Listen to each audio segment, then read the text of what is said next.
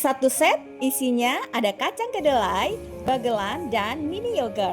Ini Mami siapkan snack Jumat berkah untuk dikirim ke masjid hari ini. Mami senang banget bisa terus berbagi setiap hari Jumat. Snack sederhana kayak gini insya Allah bisa jadi manfaat untuk yang menikmatinya. Pertama, Mami siapkan kacang kedelainya. Direbus dulu sampai empuk.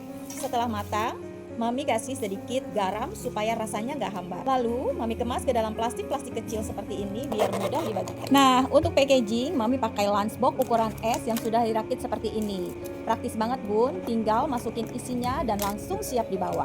Nggak ribet sama sekali. Selain kacang kedelai, Mami juga tambahkan bagelan dan mini yogurt sebagai pelengkap. Satu set snacknya jadi lengkap. Ada yang gurih, ada yang manis, dan ada yang sehat. Semoga berkahnya terus mengalir untuk kita semua ya bun. Siapa di sini yang hari ini juga buat snack Jumat berkah seperti Mami? Biasanya kalian isi snack apa aja? Tulis di kolom komentar ya bun.